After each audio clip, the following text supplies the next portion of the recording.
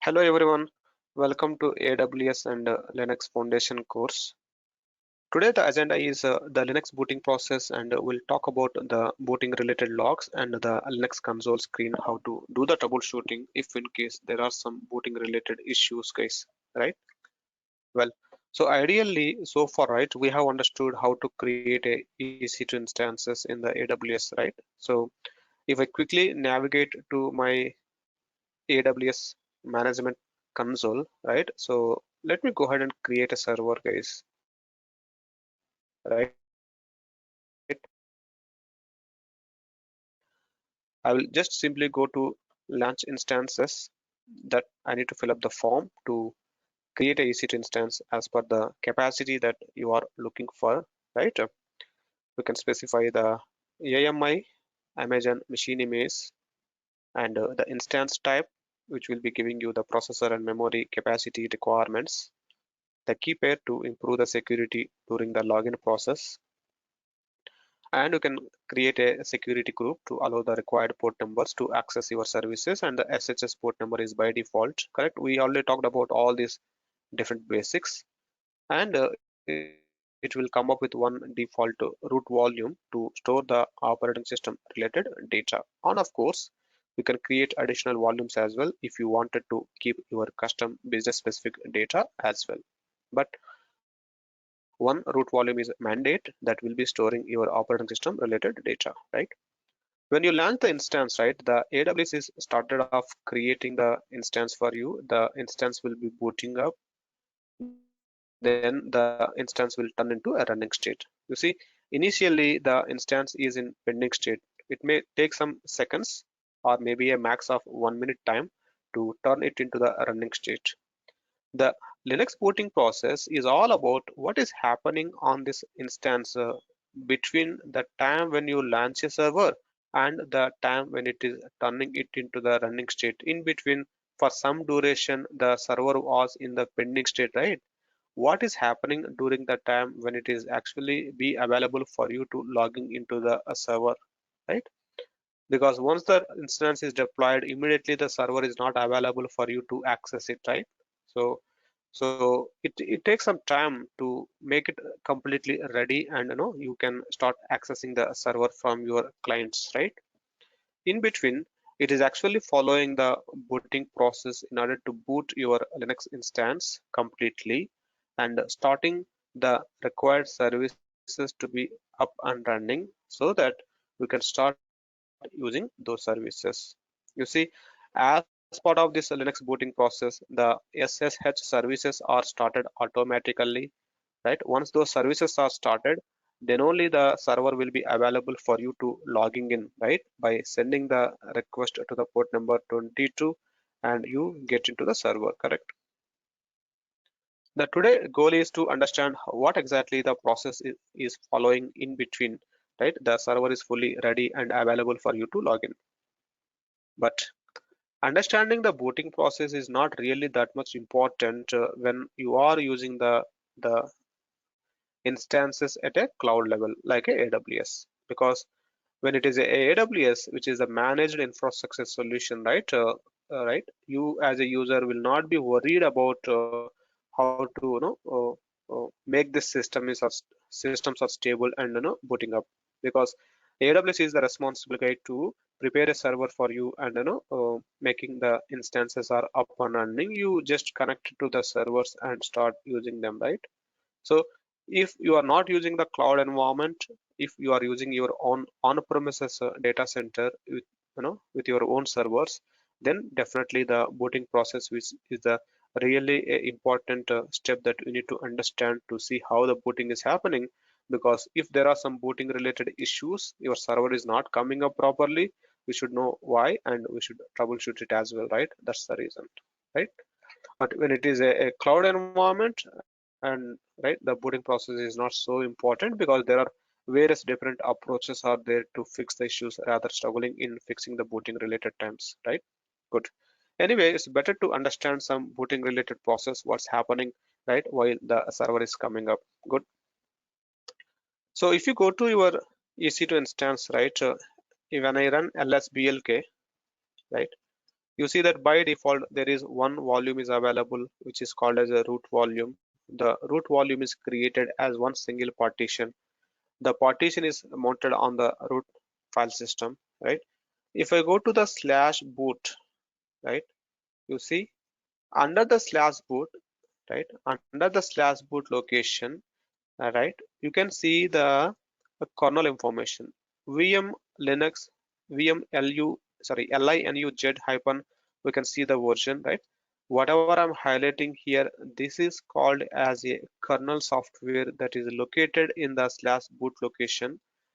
This is the kernel software that is invoked, will be executed in order to wake up the kernel to start managing your Linux operating system. Hope you remember that, right? The Linux architecture is mean that the kernel is the main component, main piece of software which is taking care of, right, talking to the hardware devices and making your system is up and running, right? The kernel software is located in the slash boot location,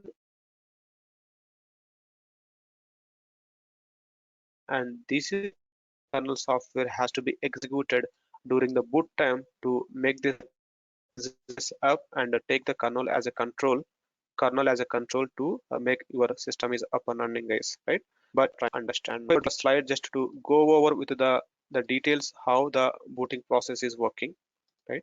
Again, guys, this is all a theoretical discussion because we cannot see this exactly in a practical how the booting is happening, because you just launch a EC2 server. After some time, the server is available for you to log in, and we are just discussing what is happening in between, right? So practically, we cannot go a step by step to see what's happening, but we need to understand it from theoretical perspective, right? And how the booting is happening, right?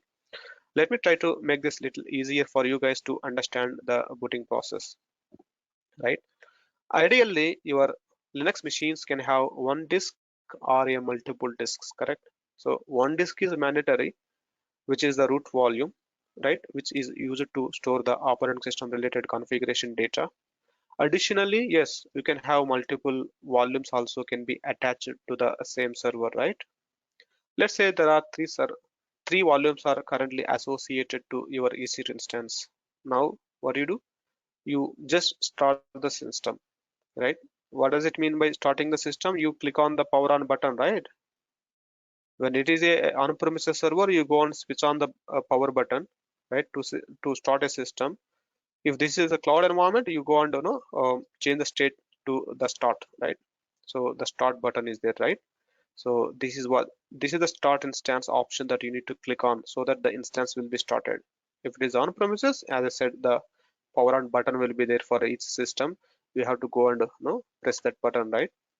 So ideally, when you power on the system, it will perform the power on self-test checking. Power on power on self-test is mean that that is the process to ensure that all the devices that are currently connected to your system are supplied with a power and all are in ready state. That is what is it mean by the power on self-test. Once that power on self-test is completed, then only it will go to the next step in order to start booting your system to make it running, right? So it's all automatically happening, but we are just trying to understand the steps here, guys, right?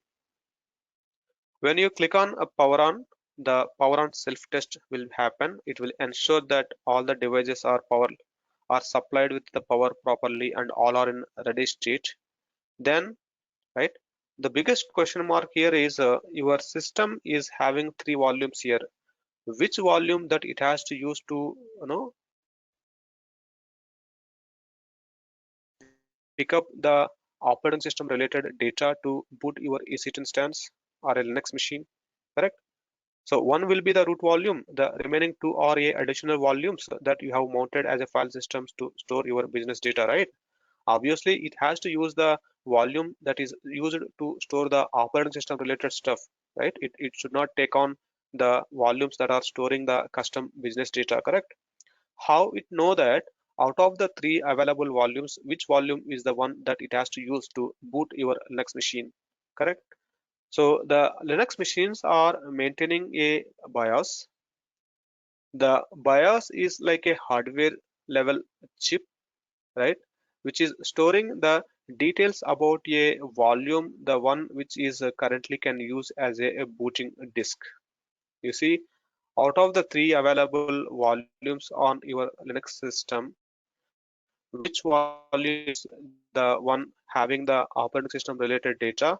That volume information is available in the BIOS, right? When you start the system, when you press the power on, right, first it will do the power on self test. Once it is processed, then it will go to the BIOS and it will know the details about the volume that it which it has to use as a boot disk.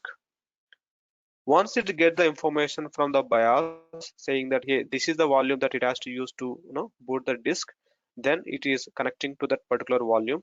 It will go to that volume. What is there in that volume, guys? As I have shown you some time back, right? On that specific volume, under the slash boot location, right, there is a kernel available. That is the kernel software that it has to execute. It has to release the kernel. It has to wake up the kernel software. Then the kernel software will take the control to make your entire operating system up and running. That's the initial step that it is trying to, right? So when it is going to the SDA disk, which is usually the primary disk that will be used as a boot disk to boot your Linux machines, right? In the SDA boot disk, under the slash boot location, the kernel software is already placed as part of your OS installation process, correct? So first it will go to the SDA, then here it is trying to get the extra information about these kernel locations. Your boot disk is actually divided it into the number of blocks, and these blocks are divided it into the block groups, right? We have seen that behavior already. When the disks are formatted as a file system as part of the file system creation process, it actually creates the the disk into a number of blocks, block groups, super block. We talked about the structure, right? So I'm just showing that structure in a detailed way using this pattern, right? So there will be number of blocks in a volume to the number of block groups as well, right?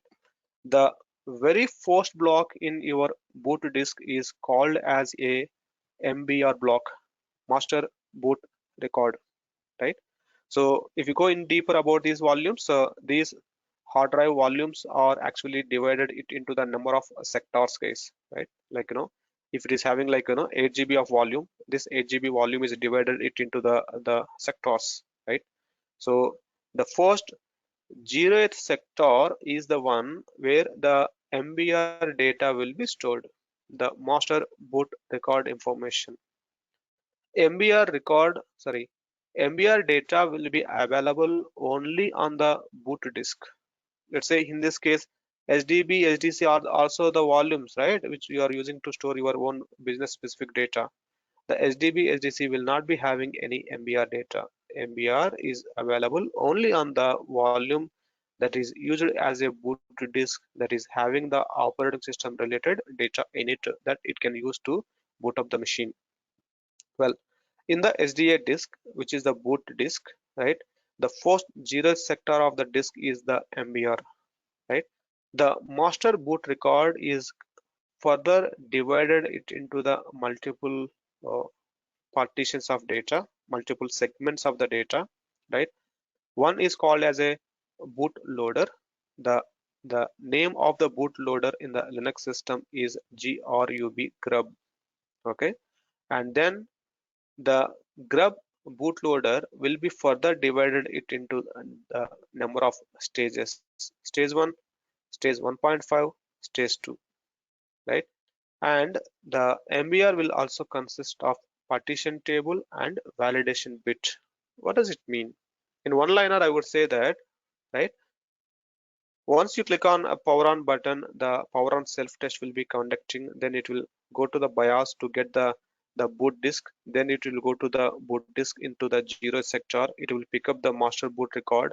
In the master boot record, it has the grub bootloader, sorry, grub bootloader, partition label, validation bit.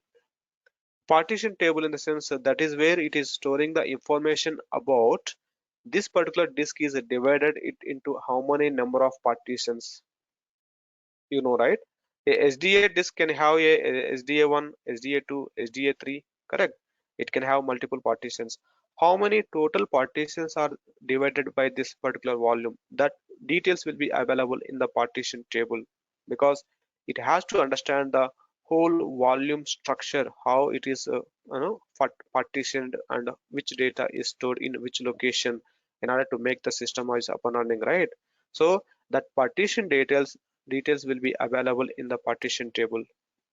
Validation bit will talk about the integrity of the MBR. That means whether the MBR data is corrupted or it is properly clean state. That information is available in the validation bit just to ensure that the MBR data is correct. More importantly, so my ultimate goal, my in the sense, in order to make your system is up and running, right? In order to make your system is up and running, the kernel is the software that has to be released, that has to be executed, so that the kernel will take care of or making your system as running. How the kernel can be executed?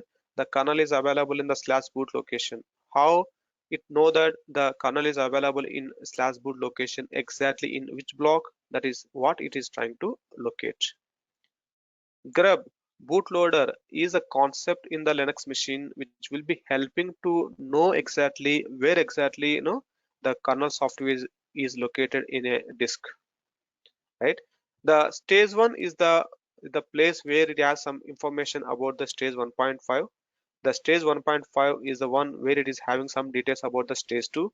The stage 2 is having some details about the actual configuration file of your GRUB.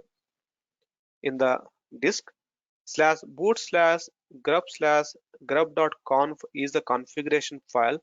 That file has the details about the kernel location, where it is located, which kernel has to be used. If your system has multiple kernels, then which kernel version that it has to use. All the booting related configuration is located in the grub.conf configuration file. That file will be reading by the grub stage 2.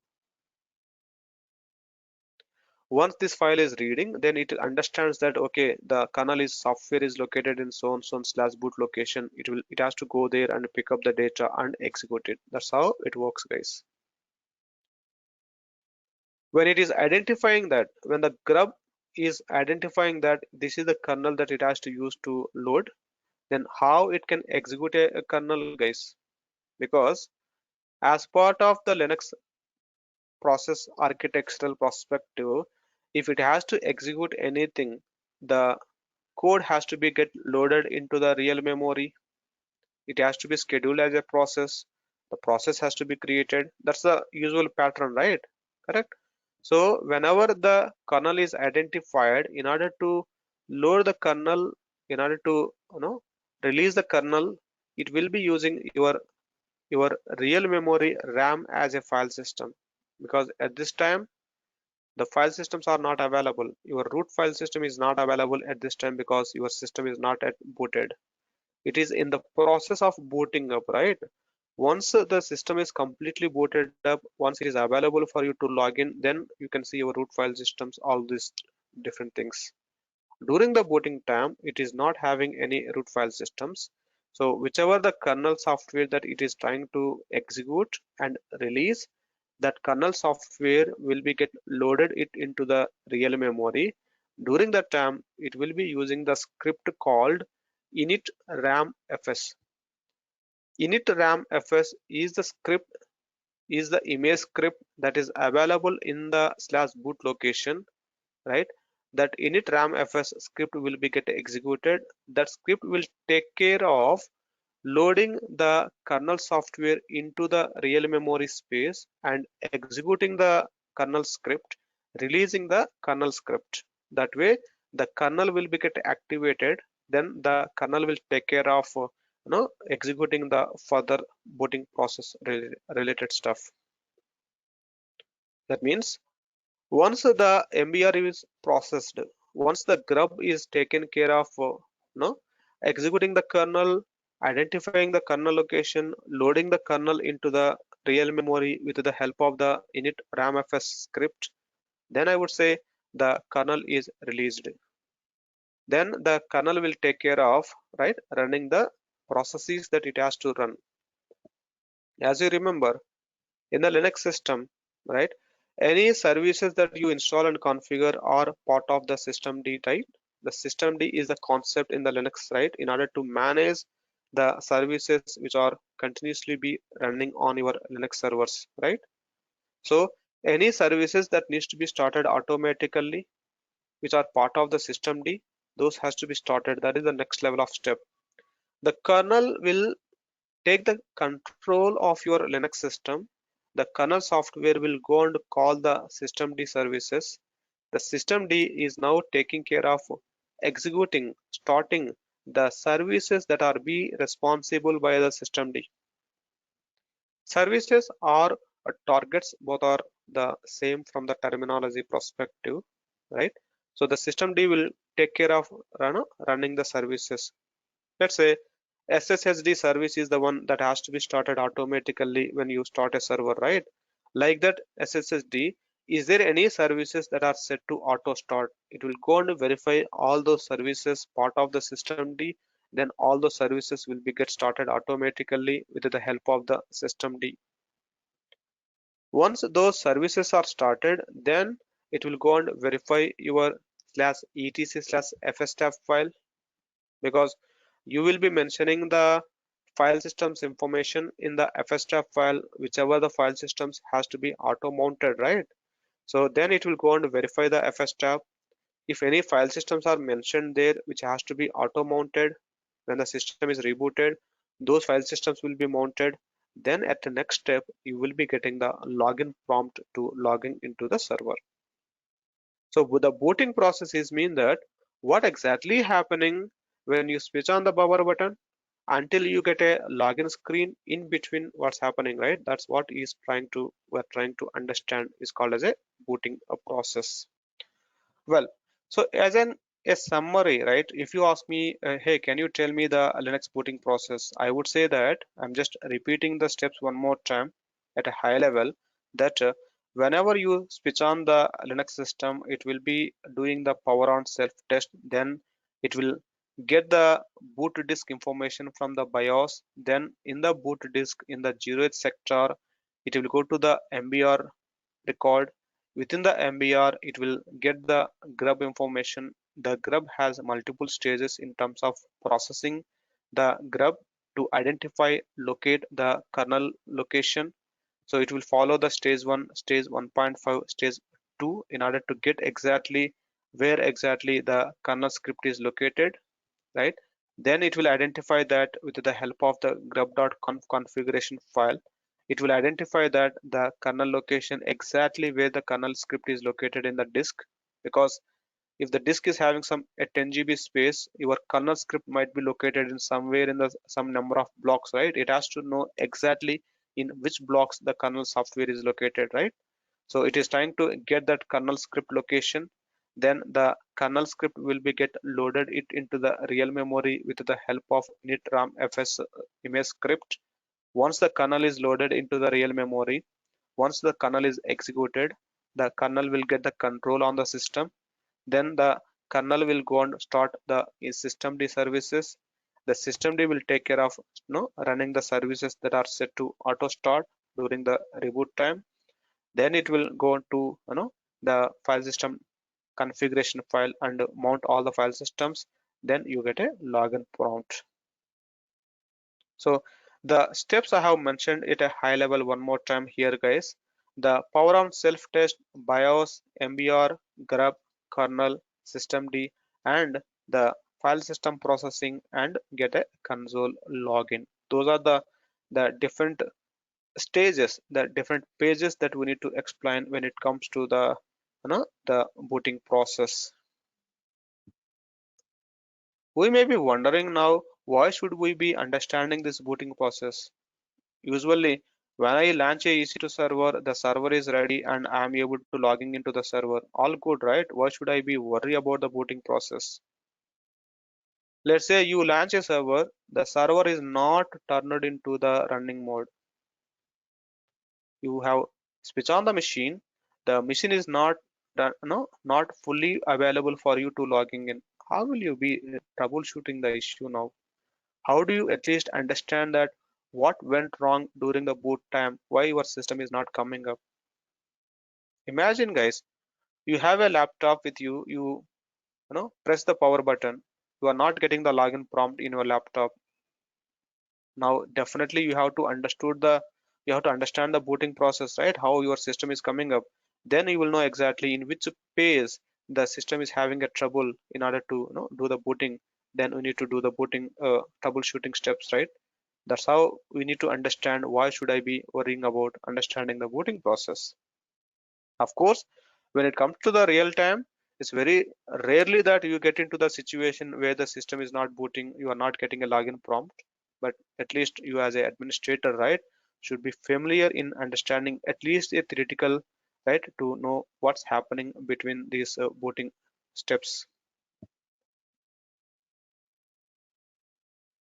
Now, let me go back to the Linux system just to show you a few details.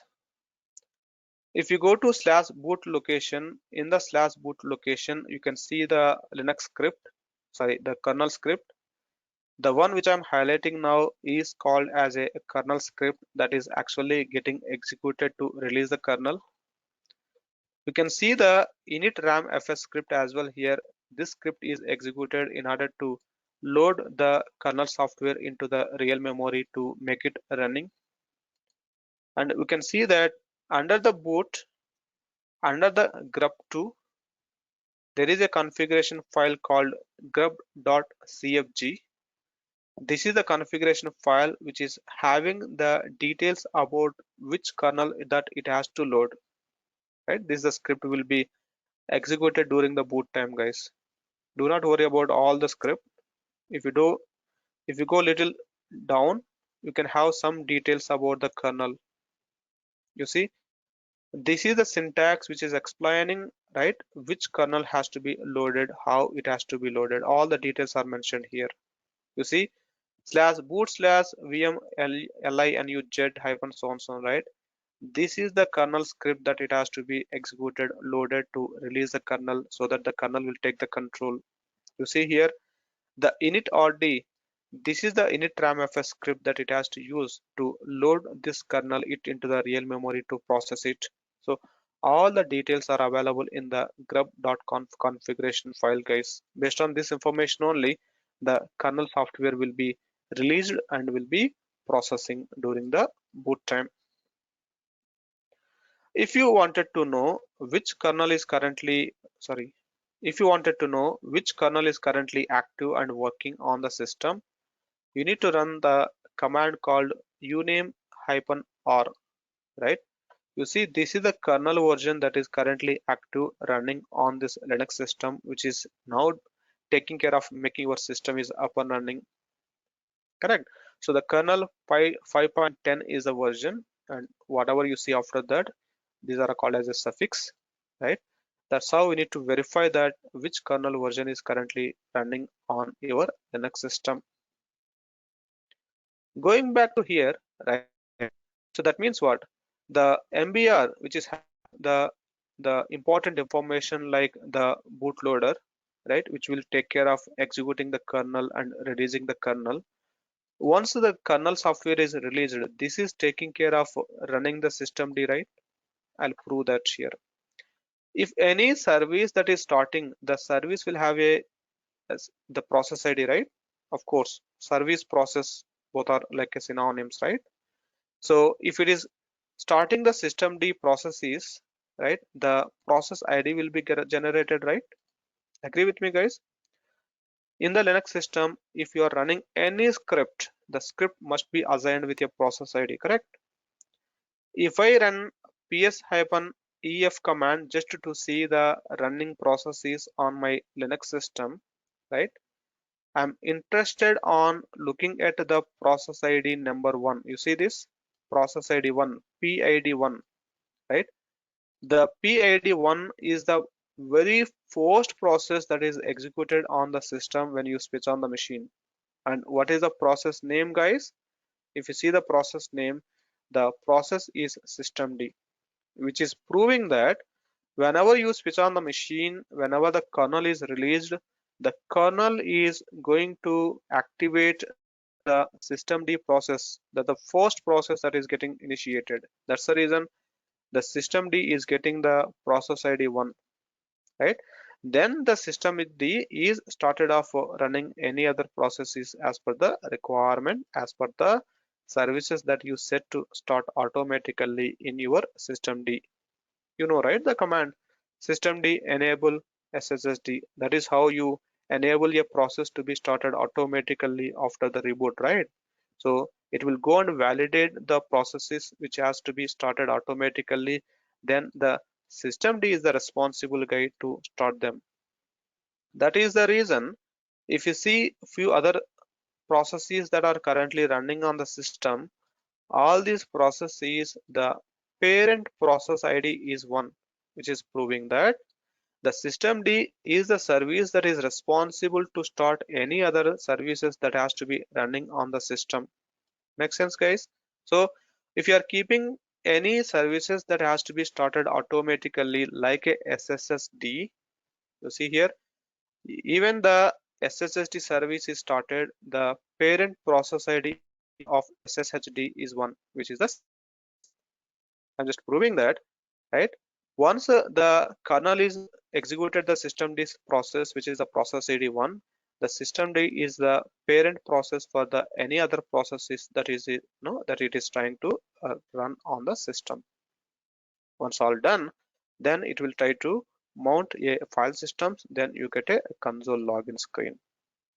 Because the sssd services are already started here, so you should be able to get a login prompt from the remote as well, because by that time the services are all up and running as part of this booting process. If you go to var log location, right here you can see the file called boot.log. This boot.log will be having the details about the you know the logs that are generated during the booting time. You see, all these are the logs related to the booting time. Somewhere you can see that, you see, as part of the booting process, you see the sshd services are started. We can see the cron job services are started.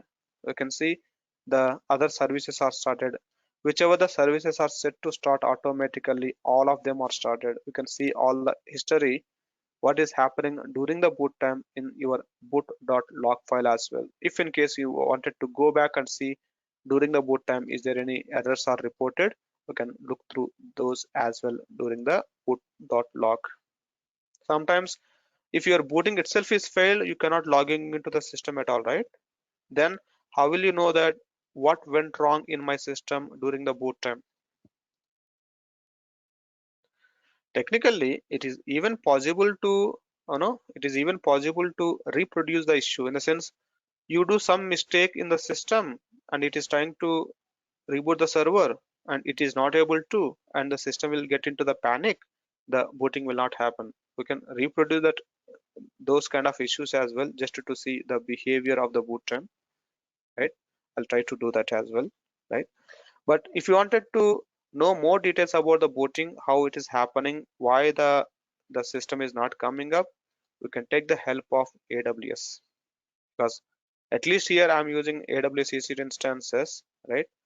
Go to the EC2 instance, go to the actions, right?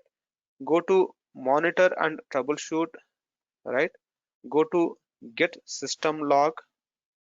It will tell you exactly the logs that are generated during the boot time, right? Whatever you see here, these are the logs generated during the boot time, guys.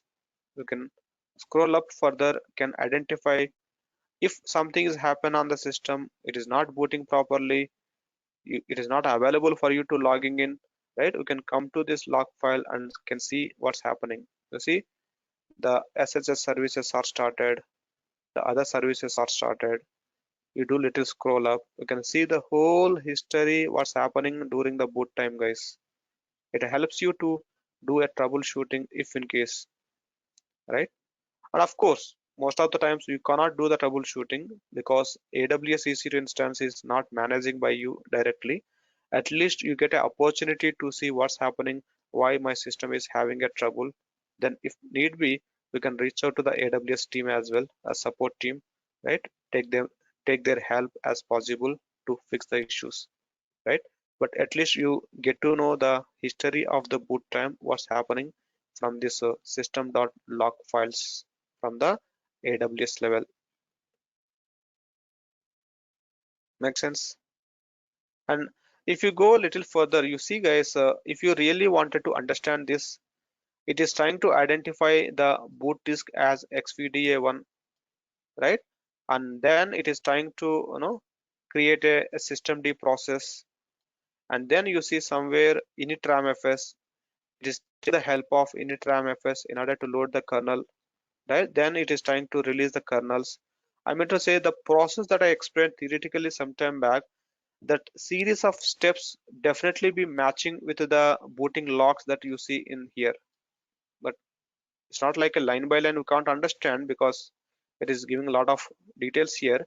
But at least we can get to know that how the system is booting from these boot logs, guys, and that we can compare with your you know the the theoretical discussion that we have done just now. Make sense? Let me cancel this. If the booting is proper and if it is successfully booted up, then you should be able to get a login prompt, correct? You can get to know that by going to monitor and troubleshooting. You can go to get system screenshot. Get system screenshot will tell you that the system is booted up properly. It is now showing you the login prompt. If you are able to see this login here, that means there is no issue at a system side. It is all good. This is a confirmation for you that the console screen is good and there are no issues in booting process. So far so good, right? Probably I'll try to reproduce the issue just to see what's happening, right? So as part of the booting process, right? As part of the process, right? It has to mount all the file systems. Once the mounting is done, then only it will try to give you the login prompt. That is the usual process, right? So what I do, let me go to /etc/fs tab. Here I'm putting one statement saying that /dev/xvdg is the disk that has to be mounted in the /data directory, right? Let's say ext4 with the default parameters, and let's say I wanted to specify the integrity checking details. What does it mean? I'm expecting that the /data directory has to be mounted on the xvdg disk. That is what is my requirement, right? That has to be automated as part of the reboot process. But do I have the disk with me, guys? You see that my system is not even having the /xvdg disk, correct? You see, xvdg disk, I mentioned that this is the disk has to be mounted, but reality that disk is not there. I just wanted to reproduce the issue. I wanted to wantedly I wanted to give you a wrong syntax in the fstab file just to see what's happening during the boot time, right? So now I have made a statement, but the actual real disk is not there in my system. We'll see what will happen during the boot time. I will try to reboot my server. When I reboot my system, same thing, right? It has to follow the booting process in order to make sure that your system is coming up properly, right?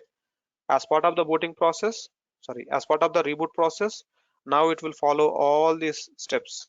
It will go to the BIOS, get the root disk, get the Jira sector, go to the MBR, get the GRUB loader, identify the kernel, load the kernel software. The kernel will release the or start the system process with process ID 1. Then it takes care of running the services. That's the sequence, right? So it will be having a trouble at the time of mounting a file system because the syntax says to mount it, but the volume is not there. so it will be having a trouble, right? So your booting process will be halted there. I'm just trying to show you some error at least during the boot time what will happen, just to get more information about it, right? Well, the system is the system is rebooted. Let me try to log in again, right? You see guys, I'm trying to logging into my server. The login is not happening, right?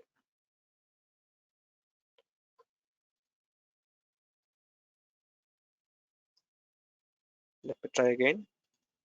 You see, my login is not working, guys. So this is what is the problem. So I'm sure the booting is not properly done. That's the reason your system is not available for you to logging in. Now the time to do the troubleshooting. What went wrong during the boot time? Why my system is not available for login? Correct.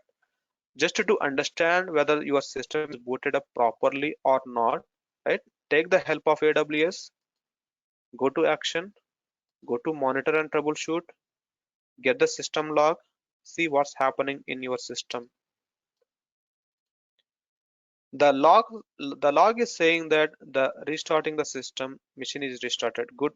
I could see that the system is rebooted, right? Let me cancel this. Let me get the screenshot. I will go to monitor and troubleshoot. Let me get a system screenshot. I'm trying to see what's happening on my EC2 server. You see here, guys, right? Cannot open access to console. The root account is locked, something, something, right? And let me go a little further. It's not allowing me to go further. So definitely the login prompt is not coming in here, right? So the booting process is having a trouble. Let me go to the log file one more time. Of course, by this time it is automatically showing that the status check is 1 by 2. That means something is wrong with your system. Your system health check is not proper. That's a good indication. I really wanted to go to the log one more time. It's still showing the same. So I'm expecting that it has to show you the error that it is not able to do the mount process because your FS tab is having some wrong entries. So without mounting that file system, it cannot proceed further to complete the boot process to give you the login prompt. That's where the problem at the moment, right? So I'm just trying to reproduce those issues, guys. I mean to say why you should be understanding the boot process. I'm just trying to convey that here. So if you get into this kind of situation, you have to go to the logs to see what's happening.